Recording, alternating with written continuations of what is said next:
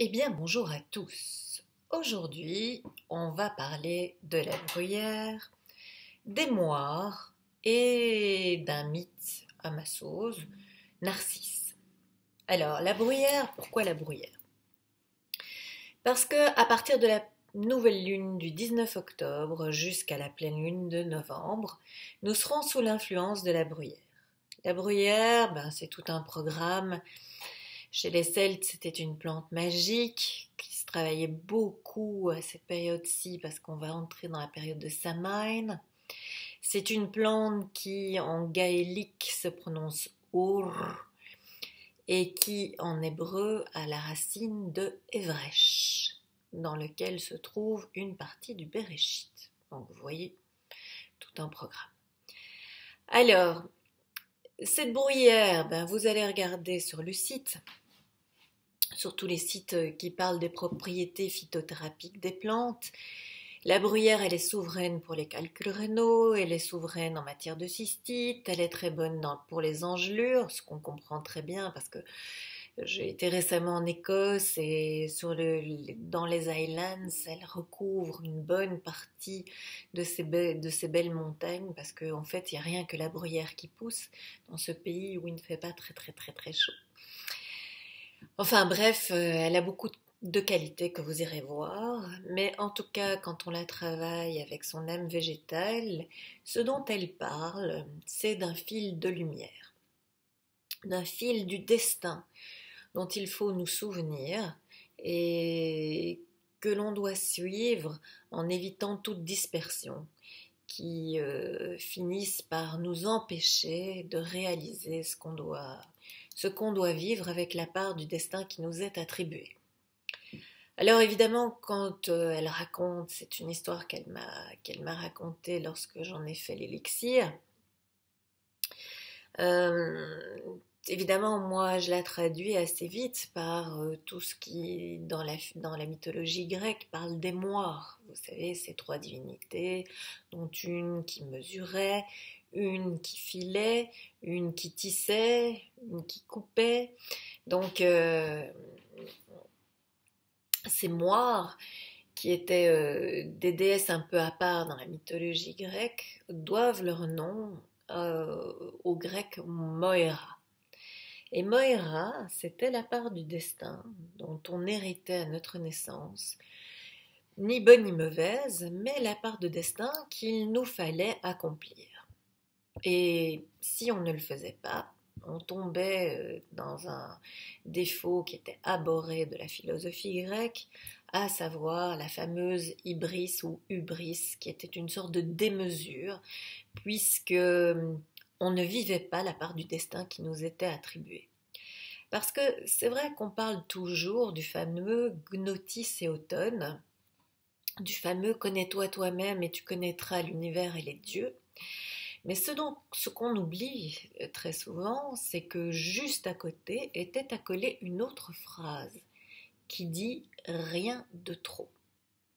Et rien de trop, ça parle de vraiment cet équilibre et cette démesure qui était abhorrée de la philosophie grecque.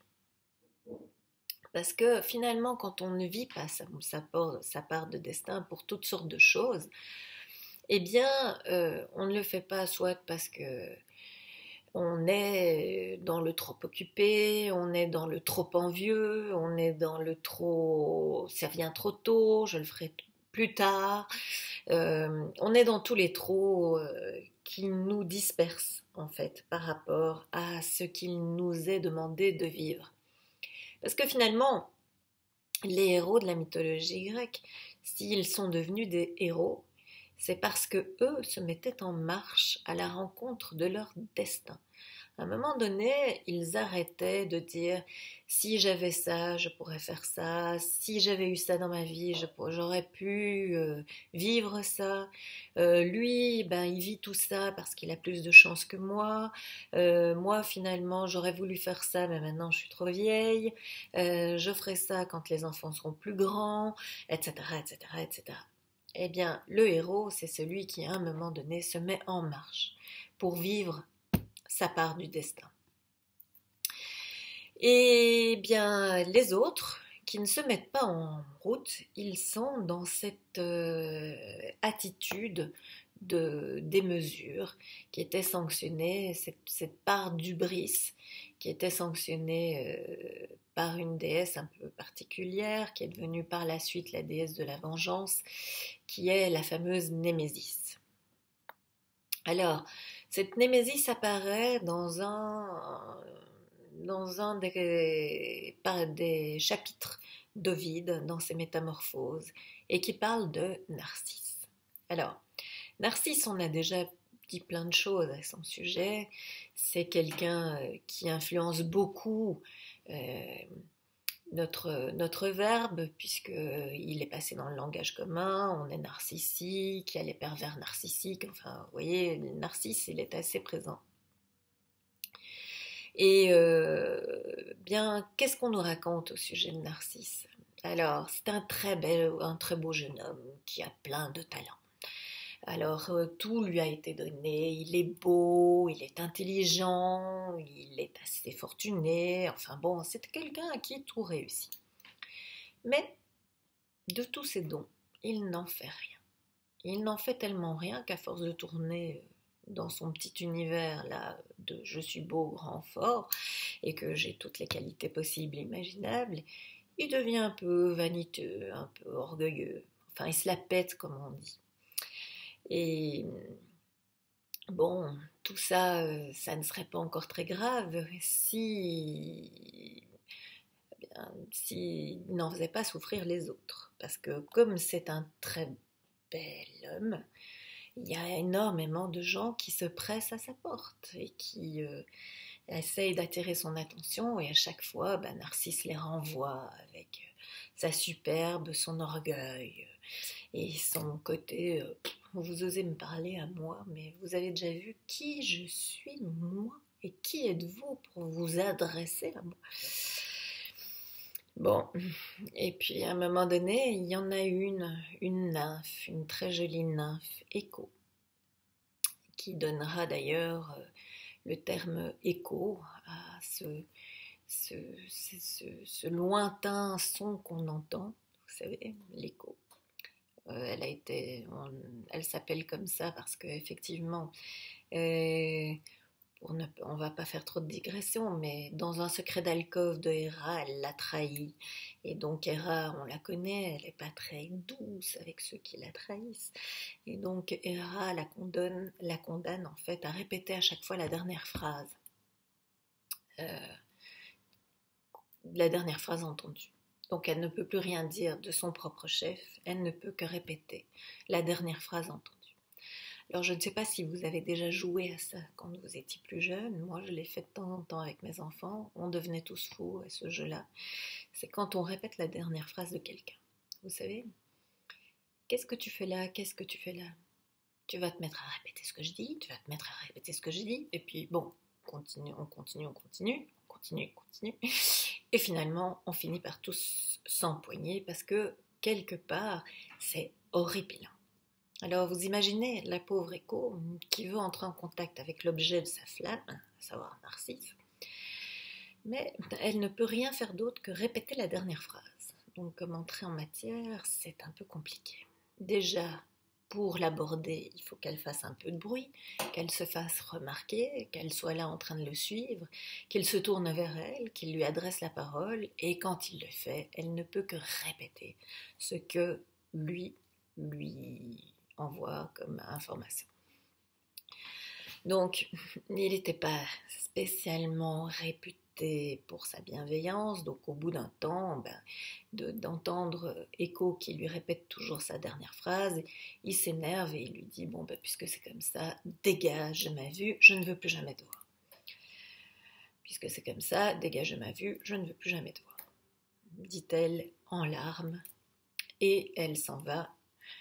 Elle se retire dans un endroit où elle finit par devenir de plus en plus mince parce qu'elle pleure, elle est prise par son chagrin, ça ne va vraiment pas. Et elle finit par être plus qu'une lointaine voix, sans corps, tellement elle est minée, rongée par ce chagrin d'amour cet amour sans retour qu'elle voue à Narcisse. Mais il se fait que la belle Écho avait dans son entourage quelqu'un qui est assez, disons, dont il valait mieux s'attirer les faveurs, à savoir Némésis. Donc Némésis, on se rend compte que son amie est en train de dépérir. Elle se rend compte qu'en fait elle dépérit pour l'amour qu'elle voue sans... euh, pour cet amour qu'elle voue à Narcisse sans possibilité de le voir se retourner. Et du coup, cette déesse, elle prend cette tablette, elle voit tout ce qu'on a accordé à Narcisse pour vivre son destin, et elle voit qu'en fait, il n'en fait rien. Alors elle regarde ça, elle se dit, eh bien, donc ce type-là, c'est celui-là qui te fait autant de peine, celui-là à qui on a tout accordé et qui n'en fait rien. Attends, je vais m'en charger, moi. Je vais un petit peu lui remettre tout ce qu'il a reçu dans la figure et de lui dire que maintenant, il est temps qu'il se mette à vivre ce qu'il doit vivre. Et elle ne le fait pas d'une manière spécialement douce, puisqu'elle lui dit, bien, puisque tu es tellement amoureux de ton image vide, de ta coquille vide, eh bien maintenant, à chaque fois que tu verras ton reflet dans l'eau, eh bien, tu seras pris d'un amour terrible pour cette image, et tu verras que cet amour n'est qu'une illusion. Pendant des années, tu t'es complu à te regarder le nombril, à regarder cette image vide de toi, au lieu de vivre ce que tu avais à vivre. Eh bien, regarde comme c'est de l'illusion. Et Narcisse, au bout d'un temps, vous connaissez la suite, il n'en peut plus, à force de vouloir saisir cette image dont il est amoureux, et que cette image se dérobe à ses doigts. Et il préfère se donner la mort plutôt que de continuer dans cette existence à être amoureux, finalement, d'une illusion. Alors, l'âme végétale de la bruyère nous aidera pour retrouver ce fil de notre destin, quand on a été un peu dispersé par des illusions de plus tard, des illusions de ça serait mieux si j'étais comme ça, des illusions de c'est mieux chez l'autre, des illusions de finalement je ferai ça une autre fois. Alors, je vous souhaite un bon cheminement, de marcher vers le fil de votre destinée, en compagnie de la bruyère qui pourra vous aider dans ces temps-ci. Je vous souhaite une belle soirée et à bientôt.